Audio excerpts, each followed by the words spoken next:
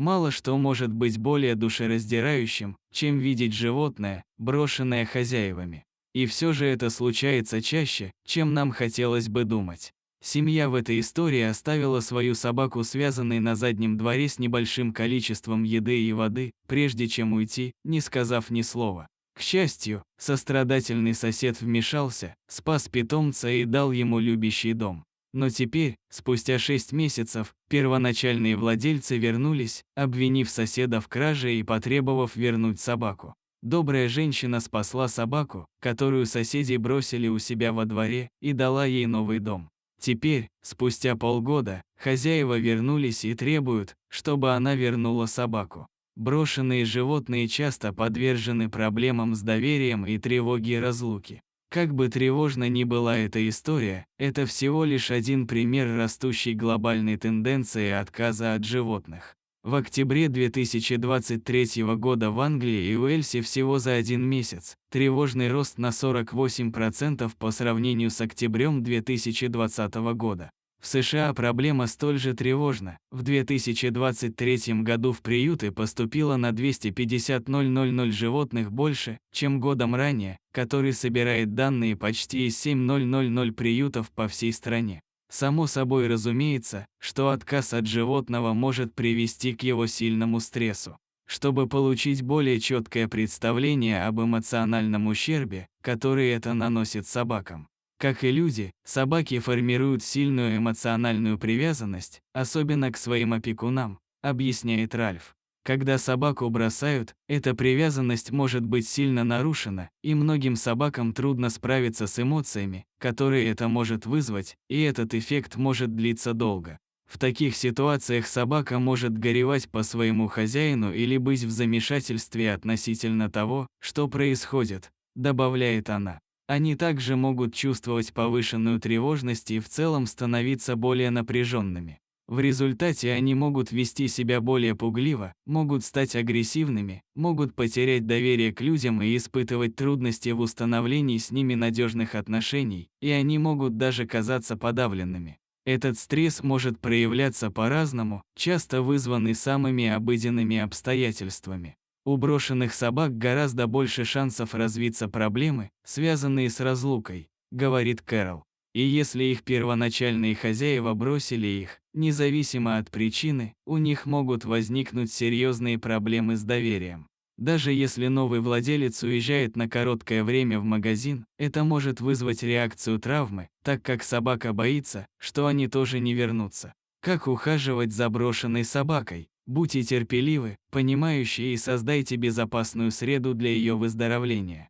При таком количестве домашних животных, оставленных в приютах или на улице, вы можете однажды обнаружить себя усыновителем или спасителем брошенной собаки. Если вы это сделаете, важно помнить, что им нужно время, чтобы приспособиться к новой жизни, поэтому будьте терпеливы и позвольте собаке задавать темп.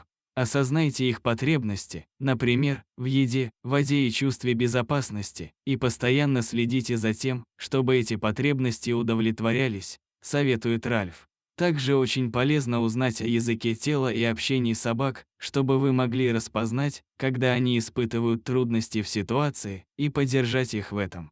Например, собака, которую ранее бросили, может испытывать трудности с физическим контактом, и поэтому может начать облизывать губы, показывать белки глаз или даже напрягать тело, когда кто-то приближается к ней. Все это может быть сигналом того, что этой собаке некомфортно, и вы можете использовать эту информацию, чтобы изменить свое поведение и помочь ей почувствовать себя в большей безопасности, говорит она. Со временем многие собаки будут реагировать на это положительно и начнут доверять вам все больше и больше. Поскольку брошенные собаки часто боятся снова оставаться одни, проведение с ними дополнительного времени может иметь большое значение.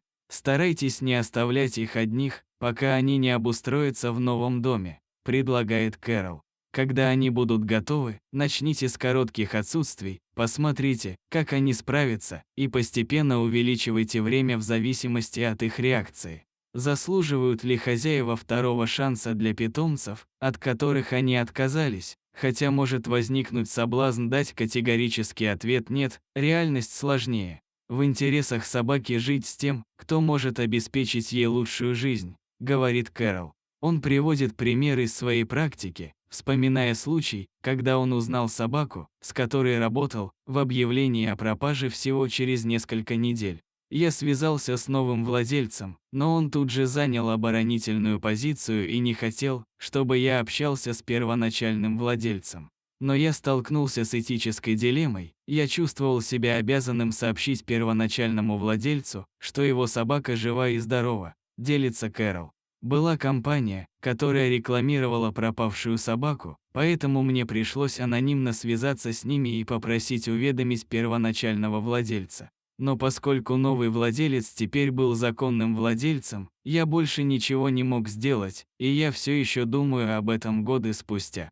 В моем конкретном случае новый владелец оставлял собаку одну на 12 часов в день и, к сожалению, не учел, что у собаки могла бы быть лучшая жизнь с прежним владельцем, говорит Кэрол. Что касается сценария, он рекомендует, чтобы и первоначальный, и новый владельцы встретились без собаки, чтобы обсудить все открыто. Каждая сторона должна объяснить, что она может предложить для благополучия собаки и долгосрочного ухода.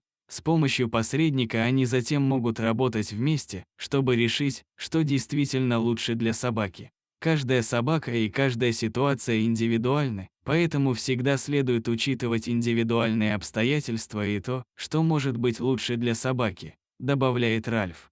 Необходимо учитывать такие вещи, как эмоциональная связь с вовлеченными людьми, а также такие аспекты, как то, насколько хорошо каждый опекун может заботиться о собаке и удовлетворять ее потребности в долгосрочной перспективе.